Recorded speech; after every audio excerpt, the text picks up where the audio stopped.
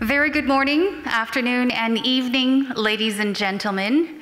Welcome to the Food and Agriculture Thematic Session of the 2021 P4g Seoul Summit.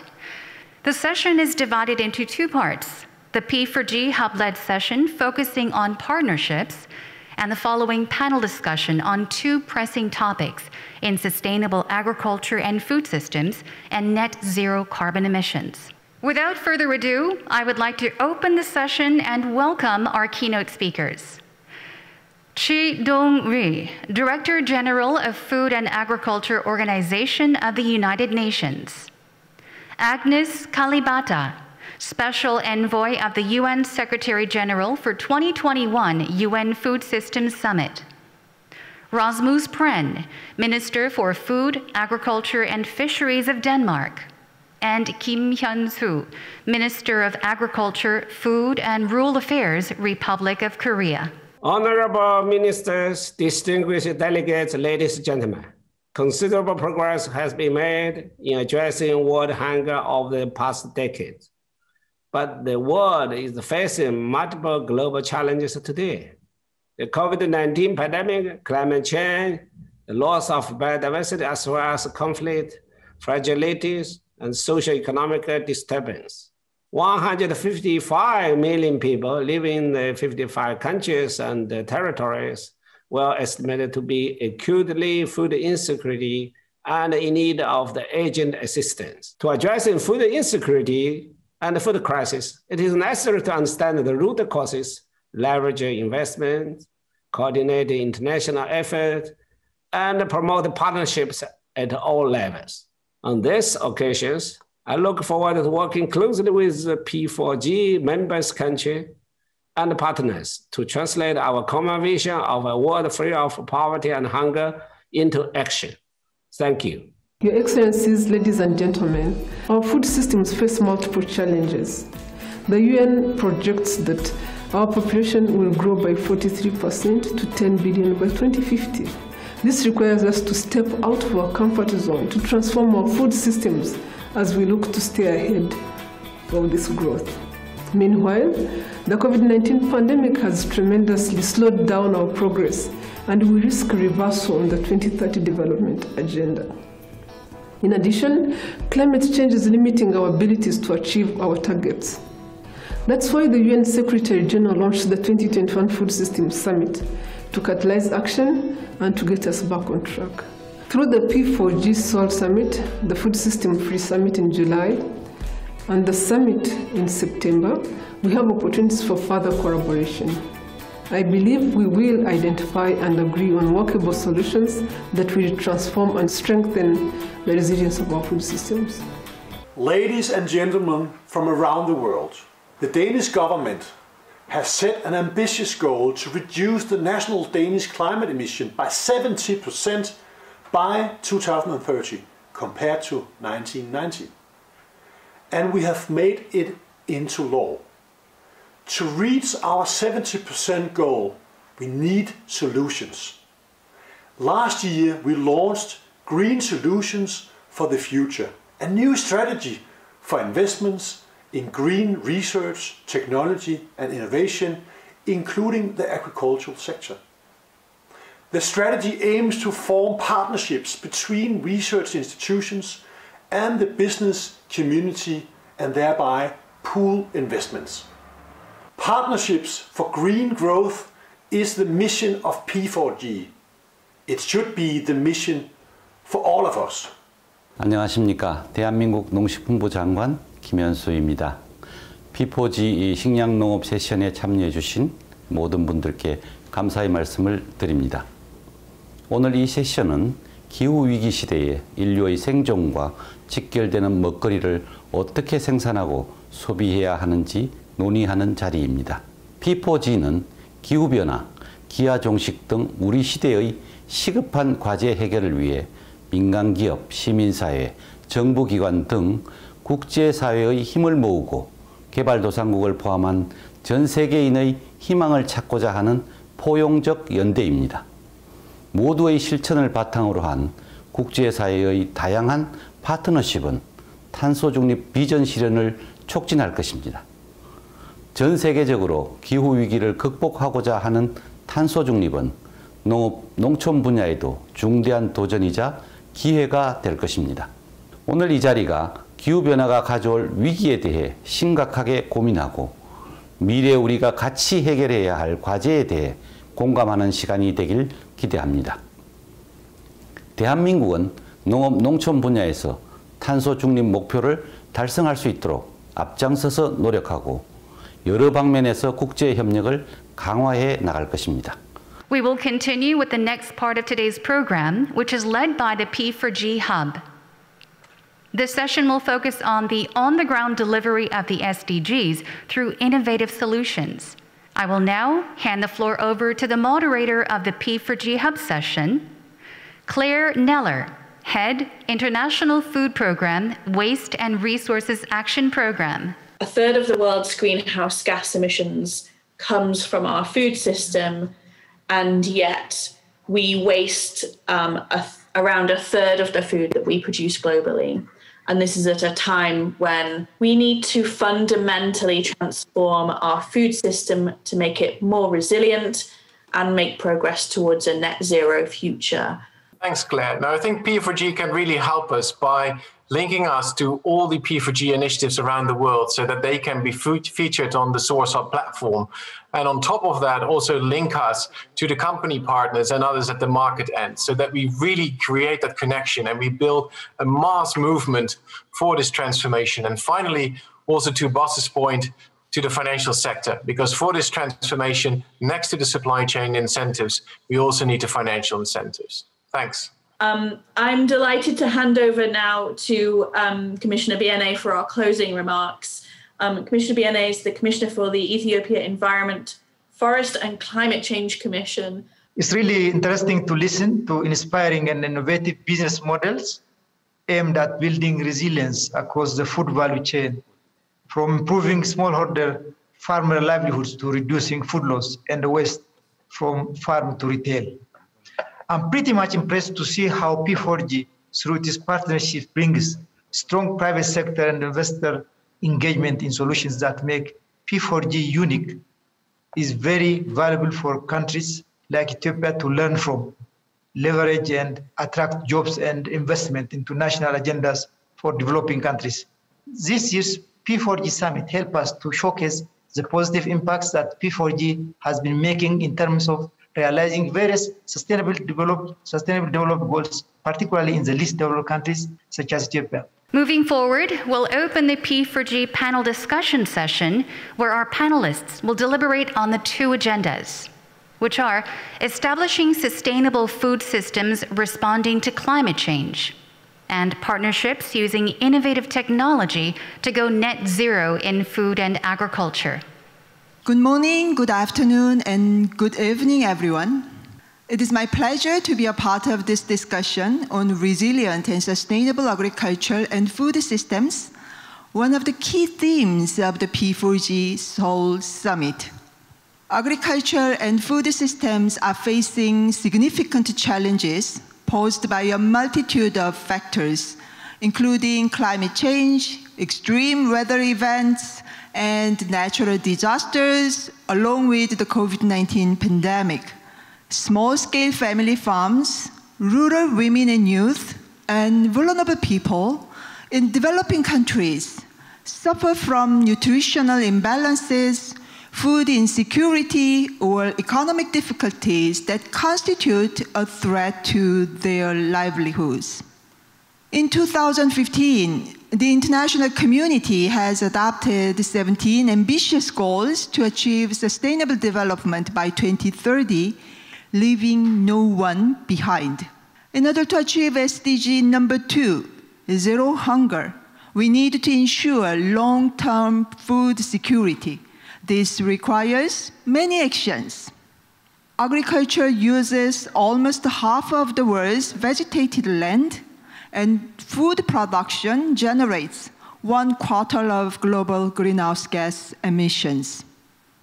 At the same time, more than 1 billion tons of food is lost or wasted every year, while diets in many parts of the world are driving demand for more resource-intensive foods. In this context, the following discussion will first focus on establishing sustainable food systems responding to climate change. And then we will discuss the second topic, partnerships using innovative technology to go net zero in food and agriculture. So, let me introduce our distinguished panelists here with us today.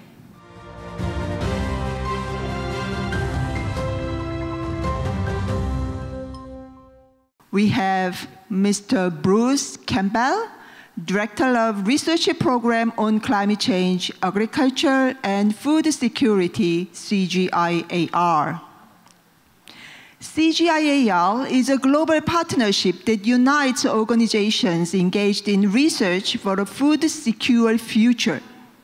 CGIAR is dedicated to reducing rural poverty, increasing food security, improving human health and nutrition, and ensuring more sustainable management of natural resources.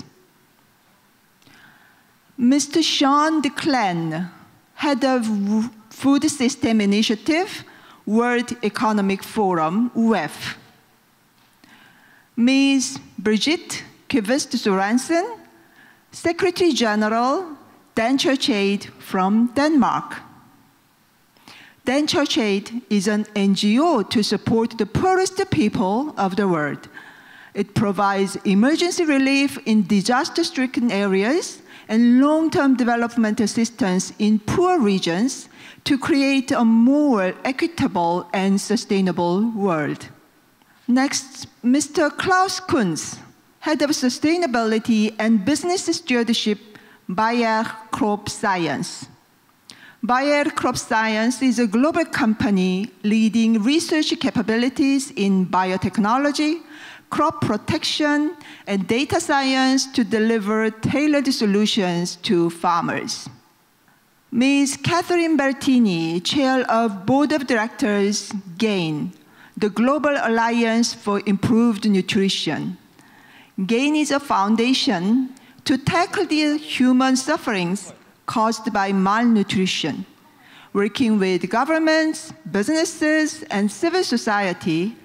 GAIN aims to transform food systems so that it delivers more nutritious foods for all people, especially the most vulnerable. So welcome everyone. We have a panel to deliver diverse views and perspectives representing private sector, civil society, and international organizations. Let me move to the agenda number 1, establishing sustainable food system, responding to climate change. My first question goes to all panelists. Given the pronounced impact of COVID-19 pandemic and climate change on agriculture and food system, a holistic approach is required to establish sustainable food system both domestically and globally.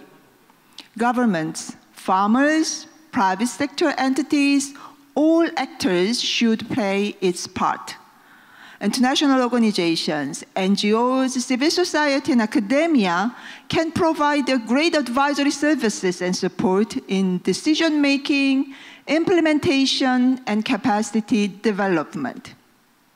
Therefore, please share what your organization's efforts are to build a sustainable food system responding to climate change. And what are the biggest challenges in your perspective in transitioning into sustainable agriculture? Please share your intervention within 3 minutes. I would like to invite Mr. Bruce Campbell first. So Bruce, go over to you. Thanks very much. So I lead the climate change program of the International Research Centers, but I hope in my remarks today it will indicate this is really research with a difference. We work closely with farmers, policymakers, So right at the farm level and the national level, but also at the global level with the climate change negotiators, for example. We focus on what are the climate risks and what needs to be done. And it's very context specific. What has needed in Vietnam is very different from what's needed by farmers in Kenya. And within Kenya even, there's very different solutions. And then we also focus on reducing greenhouse gases from agriculture. Our ultimate aim is to get climate smart agriculture into the farmers' hands and getting climate informed advisories. So these are seasonal advisories, daily advisories about the weather so that farmers can make decisions as to what they need to do. I can give you an example. We have something called climate smart agricultural villages. There's tens of thousands of them now across around 20 countries where we try and bring technologies, services, policies all together to change the lives of the farmers. To take another example, in Vietnam, we work with the ministry on a salinity warning system. So this is what's going to happen if this particular year there's going to be salinity intrusion in the country.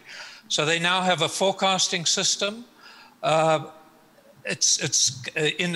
Within 3 years, there's 1 million hectares now being covered. 500,000 farmers are changing their planting times in relation to the forecasting system. And our results show that there's a 20% increase in incomes for the farmers. So this research is research together with people on the ground, understanding what the problems are and trying to make a difference. Back to you, Jenny. Thank you, Bruce, for sharing your organization's activities, particularly in developing countries. Let me move to Sean from WEF. So Sean, over to you, please.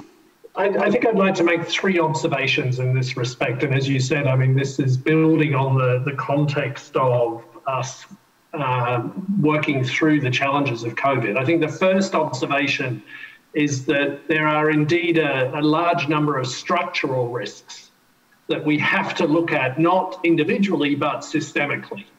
And that this is going to require not just governments working on their own or the private sector working on its own or civil society working on its own, but a fully integrated multi-stakeholder response if we're going to achieve the scale and the systems change that is needed. And so I think that would be to manage these interconnected risks.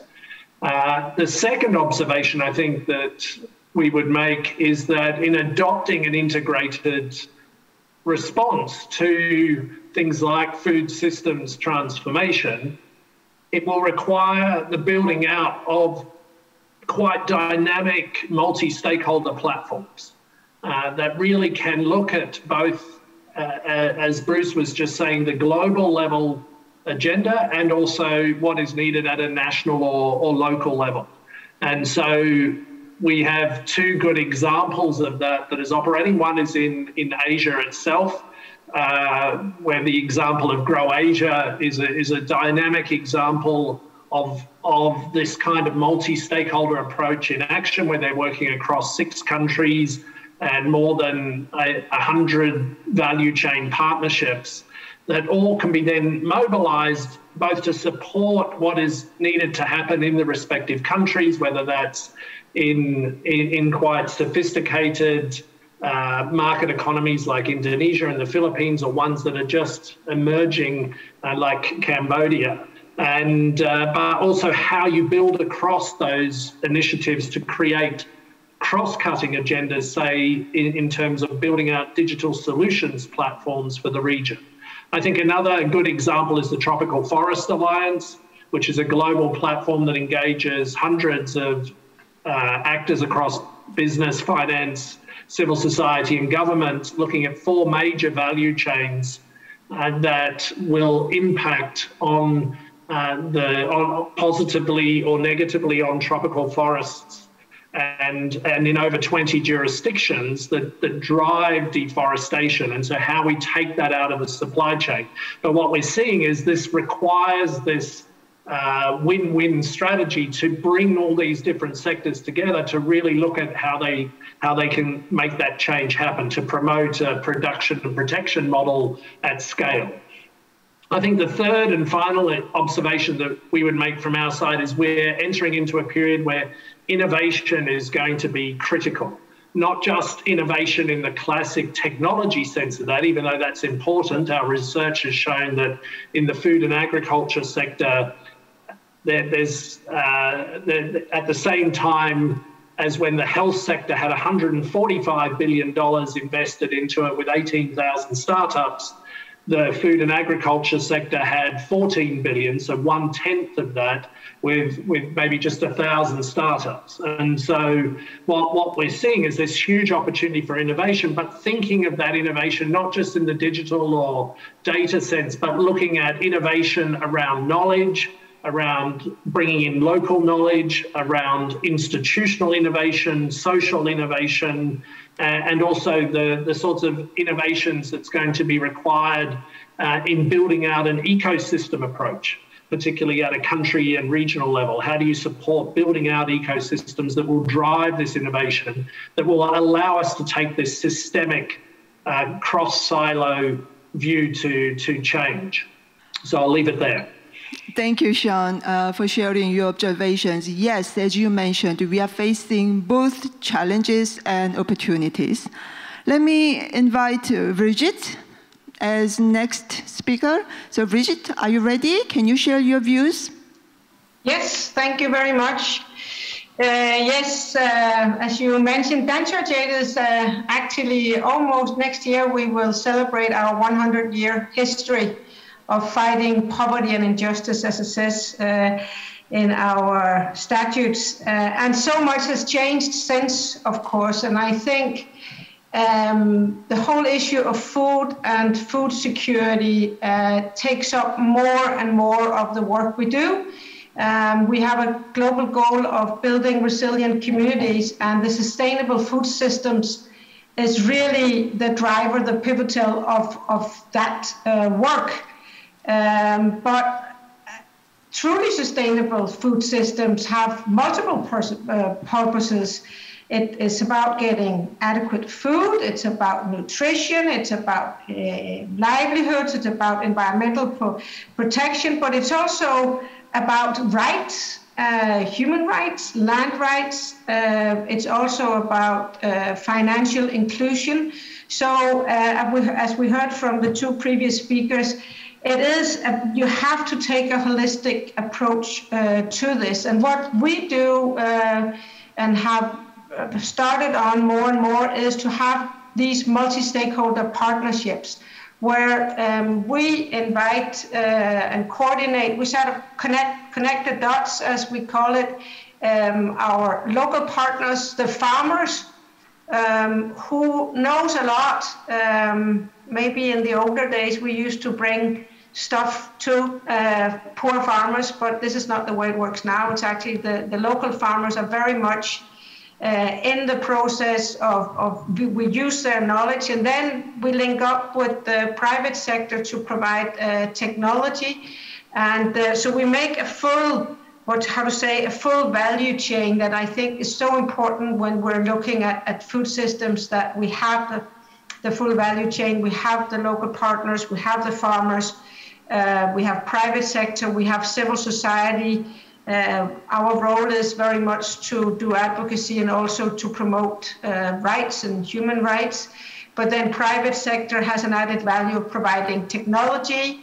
Private sector is notoriously better than INGOs to do scale. We have learned so much from the private sector on that. But I also think the whole issue of financial inclusion, what we see again is that we can have very good projects that also could be scaled, but actually what is lacking is access to finance. So that is a component that we have added in the recent years because it's so important. So back to the challenge, I think the post-COVID, well, it for some might be post, but for most it's very much a reality, the COVID situation has been the serious lockdowns. And if we talk about food production, food systems, The lockdowns have really made life very difficult for many people. So that is a challenge that we're still living under. But I think actually climate change is our biggest challenge.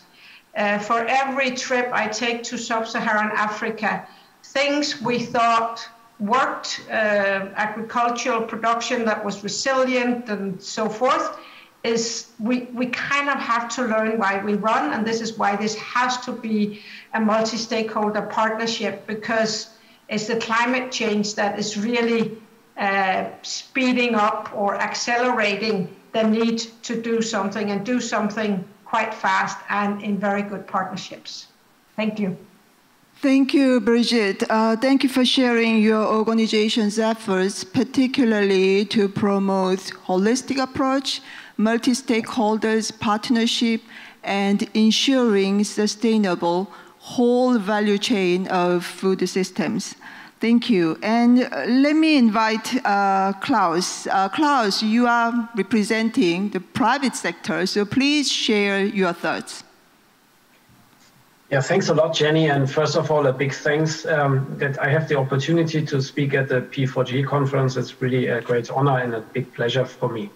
When Bayer started in 2018 to transition into a different era after the acquisition of Monsanto, we put some really significant changes on our overall business strategy. And one of the most remarkable ones was to put sustainability a bit out of the corner of the public relations topic, straight at the core of business.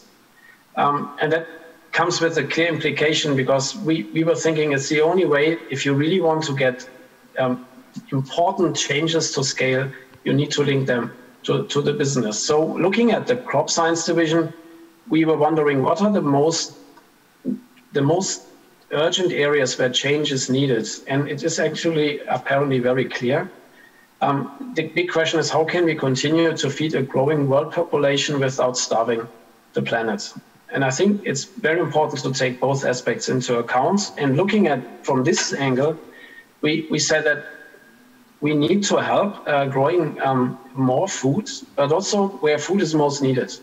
So from that angle, we put out a commitment to support and empower 100 million smallholder farmers in the next 10 years in low and middle income countries with the highest priority. On the preservation side, preserving biodiversity and fighting climate change, we also put out, I think, two quite significant commitments, which are to reduce the environmental impact of crop protection and also the emissions of greenhouse gases on the fields of our customers by 30% both in the next 10 years. And now that those commitments are done, it's the easy part. Now the implementation is the really exciting part, because now I would say the challenges also turn into the opportunities. So I talk about challenges and opportunities at the same time. We need to transform those sustainability directions into business models for farmers, because otherwise they will not be adopted. And for example, if you talk about climate resilient systems, we need to offer farmers opportunities, tools, solutions to go into climate smart agriculture with an increased benefit and profitability. And the other one, which I think is also tremendously important, if you look into what are those challenges and opportunities from a COVID perspective, we have seen where the food system has gaps now in the lockdown phase. I think it makes it very clear where we can take action first, because we talk even more about resilience than about sustainability today. But I think that's also more an opportunity where we can take the right learnings for the future. Thank you. Thank you, Klaus. Last but not least, I'd like to invite Catherine. Catherine, can you share your views? Certainly, Jenny, and thank you very much for including me. Representing GAIN, the Global Alliance for Improved Nutrition, is always exciting, actually, because of the work that GAIN does in terms of working to provide access to adequate nutrition and nutritious food that's safe for everyone, that people can have access and that the food is safe. And safe for us means not only safe to consume, but also safe to create. And that means that we do have automatic connections with different other organizations where we work together on issues of the environment. So GAIN is the Global Alliance for Improved Nutrition. That means we don't suggest that we're fixing everything ourselves, but that we are working with other partners, as is everyone else on this panel. So when we think specifically about the environment, we've been working with partners like the EAT Forum and the Biodiversity Alliance and the World Wildlife Fund, the Food and Land Use Coalition, and others. And just this month, together with a couple of those groups, we actually have organized the Innovative Food Systems portal off of our website, where we are trying to encourage people to give recommendations for solutions for collective action in terms of being able to grow nutritious food, but also do it in a way that's not harmful to the environment. So our view is that if we can work as an alliance to collect a lot of information from others, that would be useful. And others means everybody: entrepreneurs, food producers, processors, researchers, retail people, policymakers, anyone in the chain who can have something to say about how it is that this could be best accomplished. Now, moving just to, well, staying in my 3 minutes, but moving to two other points. One is that the UN Food Systems Summit, of course, has a whole section on environmental related issues and climate change issues. And so that's another opportunity, I think, for people to, in fact, a key opportunity for people to input into many of these issues in a way that hopefully the global community will be paying attention to very soon in their July meetings in Rome, and then the September summit in New York, or virtually. And then the final point is to piggyback on something that Sean had said about working in the environment and using local connections and knowledge. No, there's one population that knows more about what's going on locally in the environment than anyone else, and I would submit that those are in the developing world are rural girls.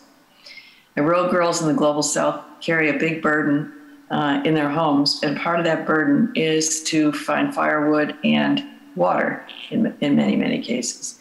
So more than anybody else, I think, in the community, these girls know what the status is of the water and the creeks and rivers and lakes in their community, what the status is of the places where they might be able to find firewood, and therefore of the forests and the trees. So they seem to be a very untapped resource. More and more of them are going to school, more and more of them are educated, but they would be a potentially wonderful source of important information about the environment that helps support our overall global needs, if only we reached out to that population and listen to them and help give them some background about how best to input their very useful information that is unique. Thank you very much. Thank you, Catherine. Thank you particularly for sharing your thoughts regarding the role of rural girls, who has a huge potential for the development in the agriculture sector, particularly in developing countries. All of you emphasized the role of public-private partnership. Therefore, let me ask a little bit more specific question regarding public-private partnership, especially at local level. So my next question goes to Klaus. Klaus, from private sector's perspective, what do you think is the biggest challenge in transitioning into climate resilient agriculture in developing countries? Over to you, Klaus. Thank you, Jenny. I think that climate is really prioritized on our agendas in our industry. We will need, of course, find systems which work for smallholder farmers. So we cannot simply transfer what is developed as climate-smart agriculture in the broad acres, in the big fields in the Americas, simply to India. But I think there are tremendous opportunities. I would even start with the yields again. If farmers will be able to produce a lot more on the same area, for me, it's a very important contribution because it avoids transformation of more land into agriculture. this is something which really needs to be avoided. And that's why I believe sustainable intensification is necessary. But as Sean said, we will find ways to also incentivize farmers in Asia, for example, for climate smart practices and generating additional value income streams for them for climate smart practices. Could be by generating carbon credits through carbon sequestration, could be maybe by insetting if the food value chain will incentivize and pay a higher price for food which is produced at low carbon emissions. So I think there's many opportunities, but it's absolutely important that it's tailored to the conditions and the opportunities in the countries. And therefore, we will need to do this in a lot of partnerships as well. And also, of course, governance will come into play. But everybody should start on his own and not wait for others to take the lead. Thank you. Thank you, Klaus. My final question goes to Brigitte. Brigitte, I would like to hear your view about local farmers' role in building sustainable food system and improving nutrition. Because many panelists, they touched upon the roles of local farmers. So what is your organization's strategy to effectively engage local farmers, particularly in vulnerable countries, to enhance their role and ownership in food security and nutrition improvement efforts? So over to you. Thank you. The short answer, I think, is to make it worth their while. Farmers have been traditionally growing in a particular way, and they're very concerned if you start to introduce new crops, what will happen if the harvest fails? We don't know this crop. We have tested quinoa in Ethiopia, and it's been a long journey, but this is just an example, to talk to the farmers and work together with them and with our local partners in growing this crop. And then to make sure both that they would eat it. I mean, we all know that we have our favorite foods, and we all know some of us might not like quinoa. So there's a lot of work in how can you work with foods that are new and make sure that it's actually used, but also how could you work with it as a cash crop? And normally a cash crop is then sent to the local market or shipped to, in this instance, to Europe to be processed. So we would like to give the farmers an opportunity to sell their crop, but sell it in the country where they actually live. That instead of having this idea that we have to export everything out of the countries that we work in, what could we do in country? And we knew that there was a demand for healthy biscuits. It was actually together with GAIN at the beginning, and it was also, since we're sitting here, initially funded and still funded by P4g, that there was a need for a healthy biscuit. And then we ended up with two Danish international companies, Arla Food Ingredients, which works with whey, and Novozymes, which works in biological solutions. And then we thought, okay, if we're going to make this biscuit, it has to be affordable. So that was a huge issue, particularly for private sector, that they had to help produce a very cheap biscuit, but also it should be produced in Ethiopia and preferably by bakers that were women-led. And the market was there. There is a demand for that. And there is, by the way, also about 1 million refugees in Ethiopia. And right now, protein biscuits is being sourced from Dubai. So we were looking at the whole value chain, but initially it started with the local farmers convincing them with what they normally do and what they would like to do, that we have to look at different types of crops and how can that make those crops assure them an income, but also assure that they get something to eat. So I think that the starting point is to get the farmers on board and also understand the risk that these farmers, poor farmers, are taking by start cultivating new crops. It is a huge challenge for them because they know what they have, they don't know what they're getting. So you kind of have to present the whole value chain, and then you get the buy-in. And right now, the protein biscuits are being produced in Ethiopia. So we're very happy about that project. That was just an example. We have others. Thank you very much for sharing your success stories and also lessons learned. So finally, I would like to invite you to make 1-minute remarks. What is, in your opinion, the most urgent action or the most important barrier in building sustainable food systems, particularly under the COVID-19 pandemic? Because all of you mentioned the significant impact of COVID-19 on food system and agriculture. Therefore, what is the most urgent action or most important barrier to be overcome? So can I invite maybe Bruce first? Bruce, over to you. Just 1 minute, please. I'll be very short. For me, so my focus is small-scale producers.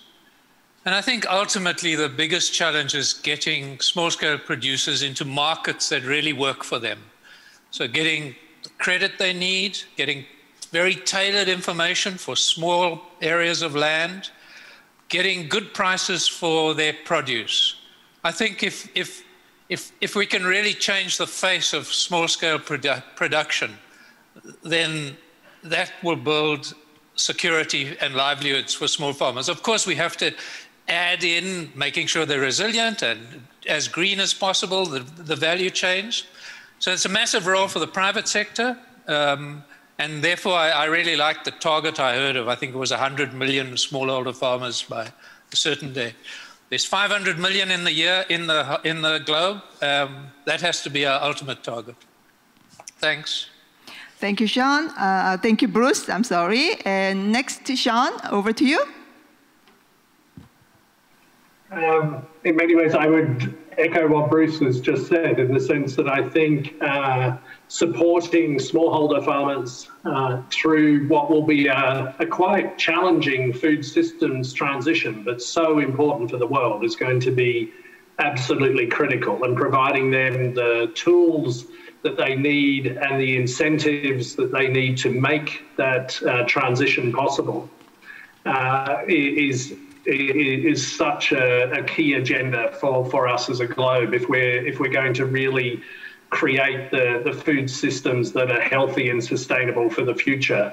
And the other piece of that, I think, is the role that we need to put on innovation. I can just not stress this enough, that it's going to require innovations in policy, in the way that we work across silos. It's going to require a lot of rethinking of innovation in terms of how we use digital and data technology around local knowledge systems. And so how do we build up those local innovation ecosystems in a way that allow local communities to really harness this innovation, to be able to leapfrog and to make the jumps that are required so that we can really sustainably change food systems. Thank you, Sean, for sharing your emphasis on innovation. Actually, at next agenda, we are going to discuss further about the role of innovation and technology. Let me invite Bridget. Can you share your view? Yes, thank you. And I won't repeat what the previous speakers have said. I agree, but I would like to go back to food loss. 1/3 of all food produced in the world is lost. And there, we really have to think about what to do. In developing countries, it's lost in the field and the way to the market. There is no way of storing, a lack of storage facilities, lack of cold chain, so you lose the food. And in the richer part of the world, and in my country, it's in the retail, the supermarkets, and it's the producers at home. So we need to be much more focused on the fact that 1/3 of all food produced is actually being lost. There's a huge gain and a huge win. So, and thank you, Catherine, also for bringing it up. In Denmark, we have made something we call WeFood stores. It's not for free, it's to buy. It is food that would otherwise be thrown out. There's nothing wrong with it. Maybe the tin is a bit bumped, or maybe the flour will, you can only keep it for 3 days. So what people do is they go into these stores, and this is about food waste. It's not about poverty, it's about food waste. So people go in and buy for cheap prices because they want to do something about food waste, see what they can get, and then they move on to the supermarket. And I think that whole way of thinking about food loss, and then we have a whole storyline saying, okay, there's actually a lot of people in the world who don't have enough food. So it's also about making a movement, but really the small-scale farmers need predictable and good value chains in order to get an income and in order to produce food that is not lost in the fields. Thank you, Birgit, particularly sharing your experience to reduce food waste, which is a very, very important issue. Catherine, finally. Thank you. I want to talk about something totally different. Well, almost totally different. It starts with nutrition and the fact that I don't think that we collectively yet understand the importance of nutrition in people's diets and in their health. And I'm hopeful that the COVID crisis, one of the few silver linings that we might see from it, could be that people see that so many of the people who got ill had some sort of underlying condition, many of which were because they didn't have the right kinds of food to eat over their lifetimes. And that's whether they come from rich countries or poor countries. But the importance of adequate nutrition, I hope we can use this as a teachable moment about why it's important to eat the right kinds of food for one's whole life. That having been said, the second issue that I think is critically important to this question is that we don't have a real focus from almost any of our governments on nutrition. And instead, we have health ministries and agriculture ministries who kind of do their own thing and might or might not think about nutrition. They might think about it if they're thinking about food, but they don't think about it if they're thinking about health or medicine necessarily. They don't think about it if they're thinking about what crops to grow or whether to fortify them or how to prepare them for the market. And this is a global issue. I often think that the agriculture people and the health people both think, when they're made to think about nutrition, they say, oh yeah, that's in our portfolio. But they don't do anything about it, either of them. So individually we have to pay attention to nutrition, but collectively our governments have to find a better way to send the messages, not only to their publics, but also to themselves about what the governments need to do to be promoting nutrition issues in their own ecosystems. Thank you. Thank you for emphasizing nutrition issues. So, and then finally, I would like to invite Klaus. Klaus, please share your view. I take the farmer's perspective, and not only the smallholder farmers, all farmers in the world. I think it's where COVID and climate change connects, is that it creates unprecedented events to the farmers. Could be weather events, could be lack of workforce, could be a disruption of the supply chain and the markets. This is, I think, where we need to help the farmers. The farmers are not, I mean, wherever you look, not only in the low-income countries, farmers have not a lot of room to maneuver in terms of profitability. So I think it's a matter of innovation and support that we help them to overcome any of those crises. And I think COVID is now 1 or 2 years, but climate change is increasing. It's on the rise, and you can see it. At least in our geographies, you can really see it every summer, that it's changing the opportunities, and it's putting massive challenges on the farmers. Thank you, Klaus. Thank you very much, all panelists, for sharing your wonderful experiences, lessons learned, and inspiring stories. Now we conclude our discussion on the first agenda.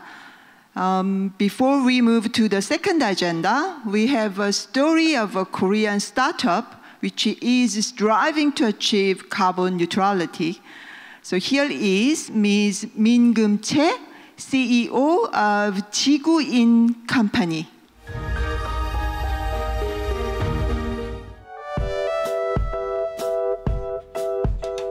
안녕하세요. 저는 지구인 컴퍼니의 민금채입니다. 지구인 컴퍼니는 2017년 7월에 환경 기여를 할 수 있는 식품을 개발하고 유통하기 위해 설립했습니다. 현재 곡물과 콩류로 식물성 고기를 개발하고 제조하고 있습니다. 언리미트, 슬라이스, 민스, 패티, 풀드 바비큐 4가지 제품을 상용화했고 국내뿐만이 아니라 중국, 베트남, 미국 등에 수출하고 있습니다. 글로벌 시장에서 팬시한 K푸드 대체육으로 자리매김하고 있습니다. 처음에는 지구인 컴퍼니 설립 후에 못생긴 과일과 채소를 계약 구매해서 30에서 50% 정도 저렴하게 판매했습니다. 그러던 중 3년 전에 곡물 재고가 많다는 걸 알게 됐습니다. 자연스럽게 곡물로 혁신적인 기술을 접목해서 건강하고 맛있는 음식을 만들기 위한 고민을 하게 되었고 그 즈음에 미국에서 임파서블 버거를 먹어보게 됐어요. 곡물을 가지고 만들었는데 이 정도의 맛을 구현할 수 있다면 이런 식물성 고기를 더 맛있게 개발을 하고 싶다라는 생각 때문에 개발을 시작하게 되었습니다. 지구인 컴퍼니는 2020년 9월에 지구인 팩토리를 완공했습니다. 국내에서 클린미트를 생산할 수 있는 의미 있는 공장인데요. 아직은 규모가 작고 시스템을 완비하지 못했지만 저희는 2030년까지 탄소 저감을 위해 5가지를 실천하기 위한 노력을 할 것입니다. 첫 번째는 국내산 농산물 재고를 사용함으로써 탄소 발자국을 줄일 것입니다. 두 번째는 플라스틱 대신 100% 친환경 패키지를 사용할 것입니다. 세 번째는 물과 전기 사용의 에너지 효율화를 통해서 제품 생산할 때 발생하는 탄소 배출량을 줄일 것입니다. 네 번째는 물류 차량을 전기 차량으로 변경해서 탄소 발자국을 줄일 것입니다. 마지막으로 5번째는 지속적인 탄소 저감 캠페인을 다양한 방식으로 실천할 것입니다. 30년 된 소나무가 1년간 흡수하는 탄소 흡수량이 8.6kg입니다. 식물성 고기인 언리미트 230g짜리를 한 팩을 먹으면 30년 된 소나무 1.8kg가 연간 탄소를 흡수하는 양과 같은 탄소 저감 효과를 낼 수 있습니다. 하루 한 끼 언리미트를 즐기는 것만으로도 지구의 건강을 지킬 수 있는 셈입니다. 현재 경기도 평택에 지구인 팩토리 제2공장을 설립하고 있습니다. 물과 전기 사용량을 20에서 50% 줄일 수 있는 설비를 도입하고 탄소 저감을 실시간으로 모니터링할 수 있는 시스템을 순차적으로 갖추기 위한 스마트 팩토리를 준비하고 있습니다. 탄소 중립이 가능할 수 있는 식물성 고기 클린미트 공장을 2030년까지 실현해 나갈 계획입니다. Thank you. It was an inspiring story. Thanks for sharing the video. Now, we will move to discuss about the role of technology in sustainable agriculture and food system. There is a widespread perception that using innovative technology to achieve net zero in food and agriculture is only possible in developed countries and not relevant for developing poor countries. Do you think this is true or not? Please explain why you think so. If you can provide any examples to support your view, that will be very useful. So let me invite Catherine first. Catherine, are you ready? Over to you. Sure. I'd like to give an example of a kind of approach that works in Africa that certainly could be replicated, not only other places there, but elsewhere. And innovative technologies is maybe even a more aggressive word that I'm using. These are basic technologies. But I think my answer is going to be that farmers are interested in learning new techniques to help make them more productive and help them earn more money, and that whether they're cutting edge or whether or not there's basic technologies that farmers have not had access to before, it almost doesn't matter if they have access and training and find that these are things that they could use. So the example I'd like to share is with AGRA, the Alliance for a Green Revolution in Africa, which is currently led by Agnes Kilobato, who also happens to chair the UN Systems Summit. This was started, as you know, by Kofi Annan with funding from Gates and Rockefeller Foundations in 2006, 7 maybe. So one of the ways in which they work is that they work with different organizations, not just governments, not just private sector, not just NGOs, but with any different kind of organization. And I think that we should look at more organizations like AGRA, like GAIN, that actually don't have to only work with governments or only work with NGOs, but can actually mix it up, because I think there's a lot of pluses. So here's the example. Poor farmers get together in small cooperatives, informal cooperatives, and decide what they want to grow on their land. They help each other with these kind of decisions. And they have the advice of an agribusiness dealer. Now that agribusiness dealer that they choose from the people in their area has to be one who's been trained by an NGO that has been hired by AGRA in order to train the agro dealer. So they become mini extension agents, really, in terms of helping the farmers to figure out what they need and then what kind of seed they need and tools and implements and so forth. So once they know what they need in order to produce what they want to produce, they put a dollar figure on there, a monetary figure on that. But then the issue becomes, how can they afford it? Well, AGRA has found EFAD and other organizations to go to the banks that were reluctant to lend to the farmers and guarantee the loans to smallholder farmers. So the system would then work that a trained agro dealer who vouches for a farmer then allows that farmer to get a loan from the bank. The farmer doesn't get the cash. The farmer draws down the seeds or draws down the tools, and then the agro dealer goes back to the bank to get the reimbursement. It's been very productive. It's been a good system. It's not really high tech, but it's giving farmers access to available resources that they never had access to before. So I think whether it's innovative, whether it's high tech, or whether it's just basic services that poor people can't get, that it will be hugely beneficial to the agriculture community in the long term. Thank you.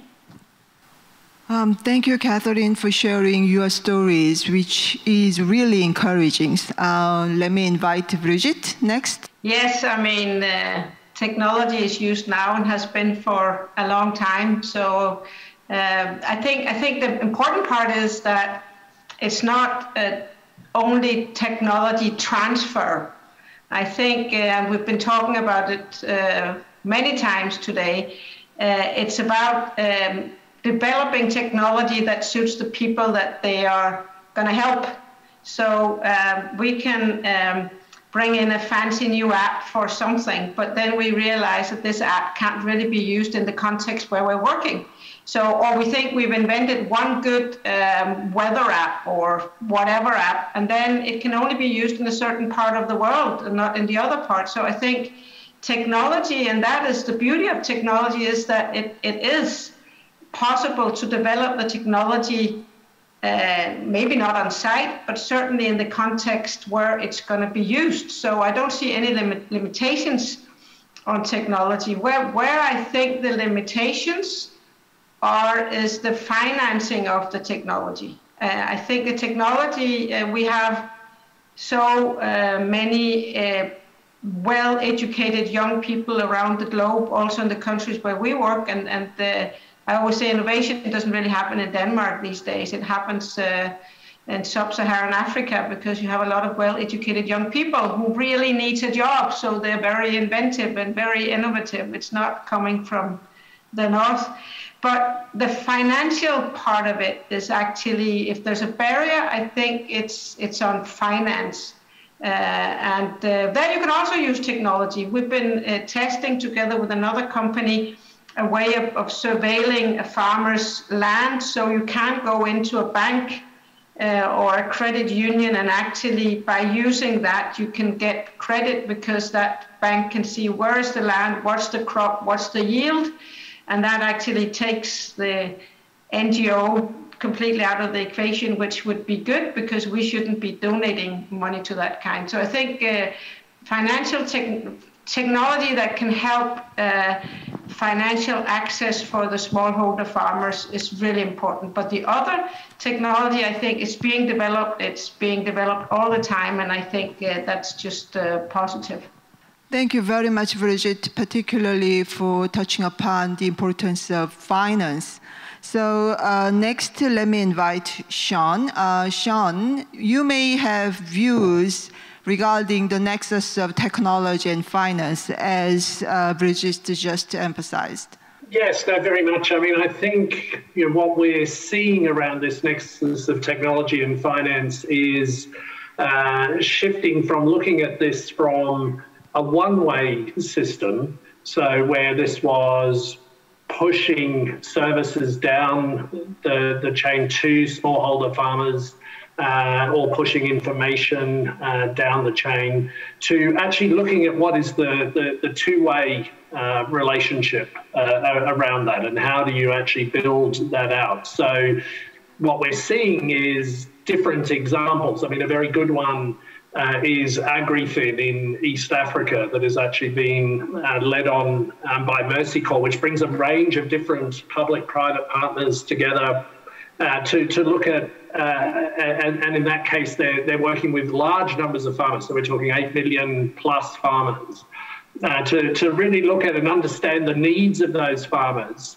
And particularly at times like this during COVID, where at the same time in places like Kenya, you had a locust infestation that was quite critical last year. You were getting floods, extreme floods coming in. So you're getting this, this sort of cross impact. And so then starting to use tools that then support and understand the needs of the farmers during this time, but also enhance their ability to make risk assessment at the farm level. So using that nexus between technology and finance to de-risk for the farmer, to maybe bring in innovative insurance products, to use different ways of assessing their credit, to maybe build a digital, you could say a digital passport, or for the farmers, so that they are more in control of the information and then requesting that. And we've seen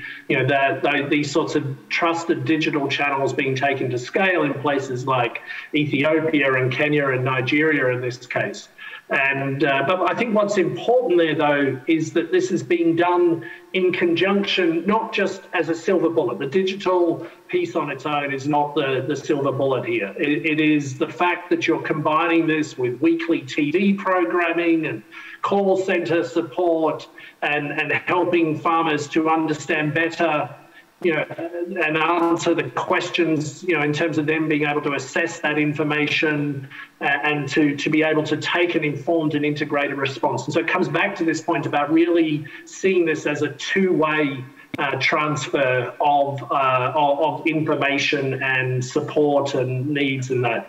And that's really at the hub of this nexus, as you said, between finance and technology and local innovation. Thank you very much, Sean, for sharing your thoughts. Yes, so all of you actually emphasized the role of technology, even in developing countries. However, technology only is not a silver bullet. So as we discussed in previous topic, a holistic approach is really important, and every stakeholders, they must play their part. Let me ask next question, particularly regarding research. So my question goes to Bruce. Bruce, CGIAR is a global research partnership for food security and nutrition improvement. How do the research products contribute to making real low carbon transition happen in agriculture. So I'm asking the nexus between research and real change. So to materialize the change, what should be done? What are your suggestions to other stakeholders? Over to you, Bruce. So I think, you know, as researchers, the one thing that we can do is think about the future, look at what we've currently got, make projections. So I think one of the really important parts of research is strategizing about how do we get to a 2-degree world? What do we have to do in agriculture and the food system? And I'd go back to other speakers and say that it's not only going to be on the production side, we have to tackle production, we have to tackle consumption issues, and we have to tackle food loss and waste equally. In the research area, let's take the production side, then where are the real opportunities for making a difference? And so that's one of the tasks of our research groups. And, you know, essentially the real key places are rice production, methane production, greenhouse gas emission production from rice is almost at the same level as the global aviation industry. So that's a big one to tackle. Livestock, and livestock numbers are growing in the global south. How do we reduce greenhouse gas emissions from livestock? And then putting carbon back in the soil is another crucial one, and reducing deforestation. So sustainable intensification, which Klaus mentioned, are crucial. So we're working on all those different areas. For example, the rice example, the initial research was done by the international research organizations and national partners looking for ways of reducing greenhouse gas emissions from it. And I think what they found is super exciting. In the livestock area, there's how do you change the feed? In Kenya, for example, they're using agroforestry products to feed to livestock, improving the health of the livestock, which actually improves the efficiency of production and reduces the greenhouse gas emissions per unit of milk production. And the agroforestry is also putting carbon back in the system as well. So there's all these kinds of examples. But then how do you make it happen in the bigger world? Let's not just write papers. We really have to work with stakeholders in those systems to make it happen, as we've indicated before, having these real multi-stakeholder, outcome-oriented partnerships. Thanks, Jen.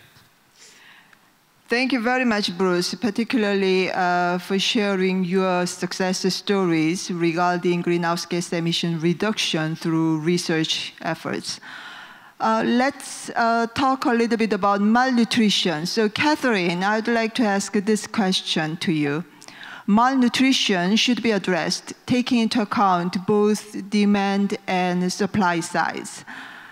Food choices are influenced not only by price and availability, but also people's knowledge, community tradition, culture, and convenience. So please explain what actions your organization is taking to alleviate malnutrition both in supply and demand side, considering sustainable food production and consumption. Actually, at the previous topic discussion, you briefly touched upon the importance of malnutrition. Therefore, please elaborate what actions your organization is taking in alleviating malnutrition. Over to you, Catherine. Thank you. Thanks very much, Jane. Very good question. There are several points that I'd like to raise. First of all, just to understanding GAIN programming, most of what we do is global as it relates to promoting policies and promoting best practices and going into more depth about many of these issues. So some of my points I will use to answer your question are more global. And then, of course, we do have some operations in some countries, which I will get to in a minute. So I've got 7 points on this. One is that I mentioned earlier, this innovative food systems portal. now that it's been put together with several other partners, and where we hope that it will help to gather information and best practices and proposals for how we can have more collaborative efforts to work together on building better nutrition as well as the safety of the environment at the same time.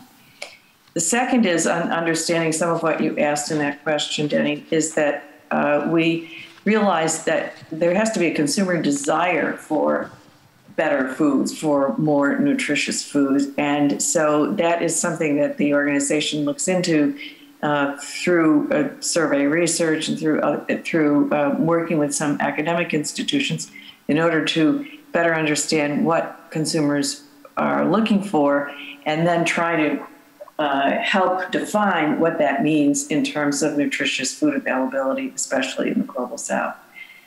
Three is that we are working with regulators and on policy matters as it relates to efforts to curtail unhealthy foods where it's possible to do that. Four is that there is another new program with 5 other organizations called Demand Generation Alliance. And the purpose of this is to try to shift underlying consumer preferences toward healthy and sustainable diets and food. And one piece of this also is the school feeding network, because of course many millions of children are fed at school, and trying to ensure that those are healthy meals that fit these criteria are important as well. 5 is that we're relying heavily on this UN Global Food Systems Summit as a way to break down some of the silos that have come up over the years. And we certainly hope that there could be some really aggressive new creations of whether it's institutions or operations or different ways to go about ensuring that the food system is working and working properly. We're interested in all of the above. 6 is this, in this global food space, there's been a lot more attention on youth lately, and I think it's really been very exciting. For instance, the summit, the vice chairs of all of its subcommittees are high school age teenagers, and there's a lot more involvement with different youth organizations, and we again are certainly promoting that and working with the group of young leaders to be able to help them to push governments and businesses and others on issues of adequate nutrition and paying attention to climate, environment, health, and so forth. So that's a welcome new program, new idea. And then finally, yes, in the countries in which we operate, we work closely with local partners, and they include governments, NGOs, other kinds of systems in each country, in order to help develop innovative programs for developing nutritious and environmentally safe food. And then as another subset of this issue of national, I understand, and especially with Birgitte on the line, that the Danish National Food Systems Dialogue is one of the ones people have been talking about as a process that's coming up with a lot of good ideas based already in part on what's happening in Denmark, and that they might end up being useful as models elsewhere. And then in Korea, I mentioned food banks before, but probably the most mature food banking system in Asia is the Korean food banking system, supported by the Ministry of Social Work in Korea. But it feeds hundreds of thousands of people as a social safety net, especially seniors and children. And as I mentioned before, I think the food banks have been around for a while. At this point, especially with COVID, they're increasingly important to be able to reach people that otherwise don't have access to adequate food. And they're a great tool to be able to decrease the amount of food waste. Thank you. Thank you, Catherine, for sharing your organization's 7 strategies. By the way, just like you, I'm also looking forward to the World Food Systems Summit this year, that will be a wonderful opportunity to gather global commitment on this matter. We have one recorded question from the audience, therefore, let's listen to it first. Hello, this is Dr. S. Morris, Head of Capacity Building and Development Projects Division, African, Asian Rural Development Organization, ARDO. My question to the distinguished panelists is, how could a partnership achieve net zero in food and agriculture system using innovative technologies for the vast African Asian region by enabling producers' capabilities and enhancing production capacity while mitigating the climate change effects? Thank you. Let me invite Sean, Klaus, and Brigitte to respond to this question. So can I invite Sean first? Can you respond to this question? What do you think about this, particularly focusing on Asia and Africa? Well, I think how we protect and restore and sustainably farm and manage our lands is probably one of the most critical questions of this century. And it's going to require a huge step change, both politically and economically and socially, in terms of how we do this, how we link farmers to consumers to make that possible. And so I think what we need to do is really have some bold targets in the short term that really start to address that. I think before Bruce was referring to this potential target of bringing 100 million farmers into supporting them around net zero transitions, and then looking at how we engage the whole 500 million. But initially, even if we could create that tipping point of 20%, that are actively brought in, that are able to draw down carbon onto their lands, that are being rewarded for that, but for other services as well, eco services around that in terms of water management and the use of agroecology and regenerative agriculture and things like that. Coming up with the partnerships and the innovations that will get us to that 100 million farmers across Asia and Africa is going to be absolutely critical. It won't just happen on its own. It's got to be really proactively managed, and there's got to be incentives put in place so that farmers can see that they can make the shift on their land that is needed for that to happen. So absolutely critical challenge. I think this is something really bold, and I'm really looking towards the UN Food System Summit and other major international platforms like the COP meeting, COP26 at the end of the year, to really address that challenge and to allow us to collectively build to that scale. Thank you very much, Sean. Can I invite Brigitte? Can you share your views about this question? Yes, thank you very much. I think Sean already said quite a lot. We've been talking about it already, but this of involving the local farmers, I always say that we need the last P in public-private people partnership, because it is really about not convincing, because I don't think there's any convincing going on when we are working in the field with the local partners and farmers, but to actually change the way we farm, looking at agroecology, but also looking at the biodiversity. I mean, the way that smallholder farmers have developed farming and has been pushed by exporters and so on to grow or to farm. I think we need to get back to what they used to do. They used to be very good at using fertilizers, which are not poisonous. They have a lot of techniques from before we can use again today. So I think the issue is really scale. How do we bring this to scale? Because it can't be 4 villages. It has to be 1 million farmers. It has to be 5 million farmers. But I think that there is a momentum and an understanding. And I also think that there is finance in the system to do this. I think what we need to do is to be better at not only sharing all our abundance of knowledge at these conferences, but actually do things together much more systematically, because a lot of good things are happening already. So I think it's already happening, but I think we need to be more systematic in not reinventing the wheels in the various platforms we're sitting in or what we're doing, and then it needs to go to scale. But we need to include the farmers. The farmers must be at the center of this, because they're also the ones taking, as I said before, the greatest risks in this. Thank you very much, Bridget. Finally, Klaus, can you share your response on this question? Yeah, maybe quickly on two initiatives. The first one is something which we are rolling out in Asia.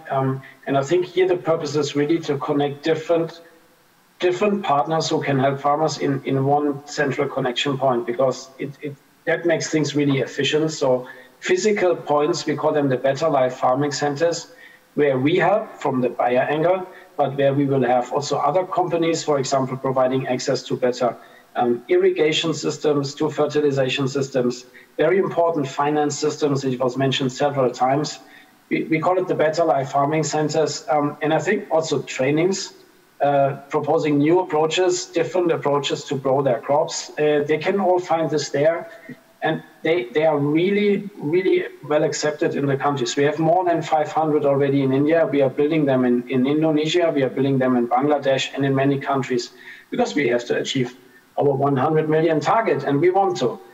So those farming centers, like Better Life Farming Centers, I think are really a very crucial element in helping farmers from multiple angles, not only from one. And if I say training, I'd like to quickly touch on another initiative, which I'm personally really proud of. We have designed a so-called Safe Use Ambassador program, where we reach out to the agronomy faculties of the universities in Asia and in Africa, and also in Latin America. And we invite young students to work with us on how should farming be conducted, with a specific focus on stewardship and safe use. All those elements on container management, obsolete stock management, the appropriate use of crop protection, and then they go back to their villages, and sometimes they send us really interesting videos back on how they were interacting with their communities and trying to bring the new knowledge into their communities. And we had a virtual meeting last year with almost 1,000 participants, also government officials joining in, and the universities directors joining in. I think that is really taking off. It's a joint effort. It's a real joint effort to come to more sustainable practices. And I think those two initiatives are just two examples where it's all about the right partners. Thank you. Thank you very much, Klaus, particularly for sharing your initiative to invest into new generation, young people. So let me invite you to make 1 minute final remarks regarding rather psychological issue. So my question is, technology can solve many problems. However, if farmers, particularly local farmers in developing countries, if they do not accept those technologies, we cannot achieve the net zero goal in agriculture. So what do you think is the most crucial action to involve local farmers in these efforts towards net zero in agriculture? Many of you already touched upon the role of local farmers. So what action should be done to invite them as a key actor in the efforts towards net zero? Maybe Bruce, can you start first? Yeah, sure. I think we've said it in terms of really starting working with the farmers and understanding their perspectives. I think that is the absolute crucial place to start. But then, of course, building on what they know, suggesting other things, but it's never a case of only working at the farmer level. Many people have said that already. One also then has to reach into the national policies, the governance issues, and those things. But I think it's really understanding what farmers want. Thanks. Thank you very much. Understanding farmers, yes. And Sean, can you share your view about this? So I think from where we see things, it's very much that, you know, people first is going to be critical here, particularly as we look to rebuild out of COVID and you know, how we do that. Putting farmers at the center is going to be key, but equally looking at the role and the importance of consumers in the cities that neighbour those farms is equally important. So how do we really ensure that we're listening to people and bringing them on board right from the very beginning? So we're not designing for people in a way that is actually not beneficial, but we're actually engaging people from the outset to be designing systems that actually work for them. And that allow them to participate and engage in the fullest in something that's so important for all of us. I think, you know, having food systems that are nutritious and sustainable, and making sure that people are fed well and nourished well, and the planet is able to thrive, brings dignity to everyone. This is something that that is at the heart of what we do every day. And so seeing the importance of the people in that is absolutely critical. Thank you. Let me invite Klaus next. Klaus, can you share your view about how to convince farmers, local farmers? I have to say, I'm not a big fan of thinking that farmers are super conservative people, much more conservative than others. In Bayer, we organize every 2 years a Youth Ag Summit where we invite 50 to 100 young farmers. And I have to say, it's not that they learn from me how modern agriculture should go, but I rather learn from them. They are extremely excited. They are entrepreneurs. I have a huge trust in the next generation of farmers. They've been growing up with all the digital tools, which I didn't. So I think there's a huge potential. We need just to help them, to connect them to what they need to have. We need to give them the access which they need, and we need to very carefully listen, it was mentioned before, to their clear and specific needs in their countries. But I have a huge trust in the farmer next generation, also in the current generation, but even more in the next, that they will take it to the next level. Thank you. Thank you, Klaus. I share your trust as well. Let me invite Brigitte. You already mentioned the public-private people's partnerships. So you may have good idea how to get the farmers' trust regarding technology. But I must say, like Klaus said, I don't see the farmers as the obstacle. I think if you create incentives for farmers so they can survive, as a young man and a young woman wants to create a family and having to do farming, then they want to have a good life. They want to do better.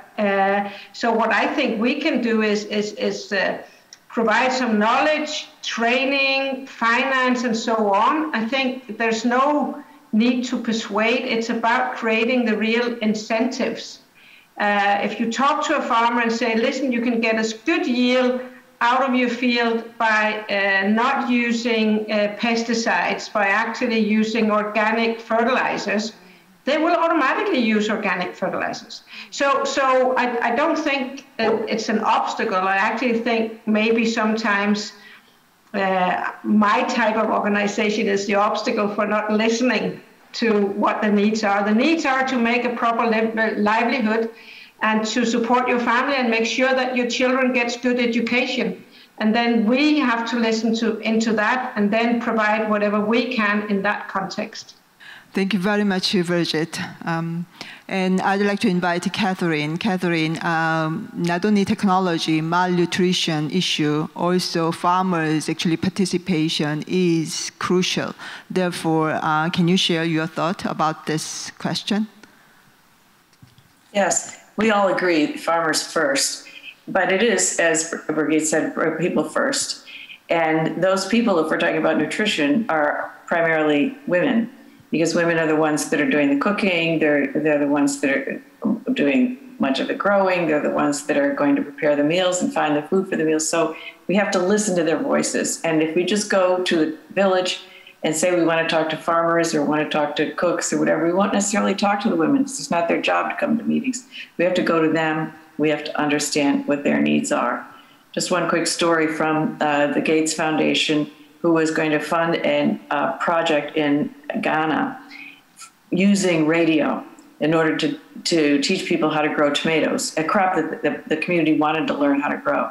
And so they planned all the radio shows, they planned everything about how it would work each week, telling people new things. And of course, the women are the ones that are going to be doing the planting.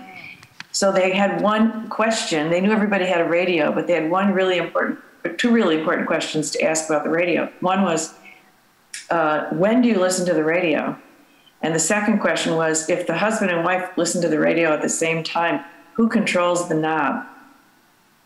So without the answer to that question being women, they were going to waste a lot of time on that program.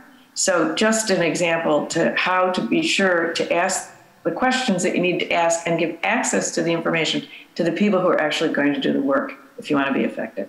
Thank you. Thank you very much. Thank you all for sharing your insights, very useful information, inspiring experiences, good evidences as well. So today, we all agreed that the world is at a crucial turning point for agriculture and food systems. We should transform to benefit farmers, consumers, and life-supporting sustainable ecosystems. The agricultural sector is both vulnerable to climate change and a strong lever for greenhouse gas emission mitigation and adaptation. At the same time, we should achieve the goal of zero hunger by 2030. So therefore, governments, international organizations, farmers, consumers, private sector, and civil society all should play its part working together, as emphasized by all of you. So I'm sure that at this P4g summit, all P4g members confirm the commitment to take more targeted measures to reduce emissions and capture carbon in agriculture. Actions to improve productivity and efficiency are also necessary in food systems. Growing appropriate bioenergy crops to increase crop diversity and income, and developing future technology will be a great help. So I thank all panelists for your excellent contribution, and distinguished audience, thank you very much for your interventions. So my special thanks go to the Ministry of Agriculture, Food, and Rural Affairs of the Republic of Korea, who organized this insightful session.